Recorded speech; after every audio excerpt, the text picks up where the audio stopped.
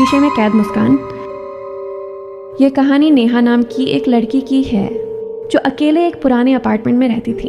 उसके बेडरूम में एक बहुत बड़ा पुराना फर्श से छत तक का सजावटी आईना लगा था जो पिछले किराएदारों ने वहीं छोड़ दिया था। आधी रात की आहट। नेहा को शुरू में आईना पसंद आया, लेकिन जल्द ही उसने अजीब चीज़ें महसूस करना शुरू कर दिया।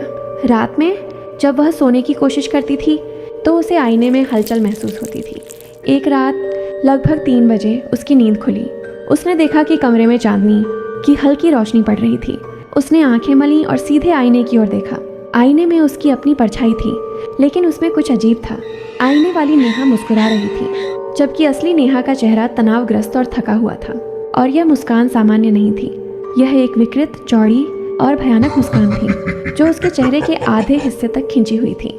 नेहा डर के मारे जम गई। उसने अपनी आंखें कसकर बंद की और फिर खोली।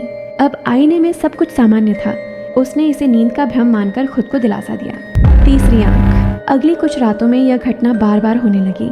आईने वाली नेहा लगातार मुस्कुराती रहती और कभी कभी तो वह अपनी उंगली से आईने को खटखटाती भी थी, जिसकी धीमी पतली आवाज़ सिर्फ नेहा ही सुन पाती थी। एक रात नेहा ने आईने से नज़र हटाने की हिम्मत जुटाई और तेज़ी से उठकर लाइट ऑन कर दी।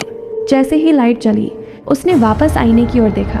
इस बार आईने वाली नेहा मुस्कुरा नहीं रही थी, बल्कि उसने देखा कि आईने वाली नेहा की आंखों के बीच एक तीसरी आंख खुल रही है।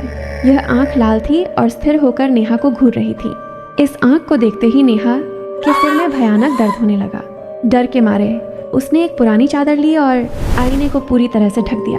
आवाज। आईना ढकने के बाद कमरा शांति से भर गया। नेहा को लगा कि अब वह सुरक्षित है। वह बिस्तर पर बैठ गई। तभी उसे चादर के पीछे से एक फुसफुसाहट सुनाई दी। आवाज़ बहुत धीमी थी पर साफ थी। तुम मुझे देख नहीं सकती, पर मैं तुम्हें देख सकती हूँ। तुम कहीं नहीं भाग सकती। ये आवाज़ उसकी अपनी आवाज़ जैसी थी, पर उसमें एक भयानक शैतानी ठंडक थी। नेहा का दिल तेज़ी से धड़कने लगा। उसने वहाँ से भागने का फैसला किया। जैसे ही वह दरवाजे की कुंडी खोलने के लिए मुड़ी, उसने देखा कि दरवाज़ा अंदर से बंद है, जिसकी चाबी उसकी पहुँच से दूर ड्रेसिंग टेबल पर रखी हुई है। उसने घबराकर चाबी लेने के लिए हाथ बढ़ाया, लेकिन तभी आईने से ढकी हुई चादर धीरे धीरे अंदर की ओर खींचने लगी, जैसे कोई अदृश्य हाथ उसे खींच रहा हो। फिर चादर का बीच का हिस्सा फट गया और छेद से लाल आंख चमकने लगी। आईने के पीछे से आवाज़ आई, तुम अकेली नहीं हो नेहा, तुम अब हमारी हो।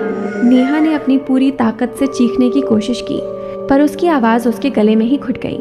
सुबह पड़ोसियों ने दरवाज़ा तोड़ा तो उन्होंने नेहा को आईने के ठीक सामने ज़मीन पर मृत पाया। उसके चेहरे पर भयानक डर जमा हुआ था और उसकी आंखें खुली थीं, और उस पुराने आईने में नेहा की परछाई अभी भी थी, मुस्कुराती हुई और उसकी दोनों आंखों के बीच चमकती हुई तीसरी लाल आंख के साथ इंतज़ार कर रही थी कि अगला कौन आएगा। The end.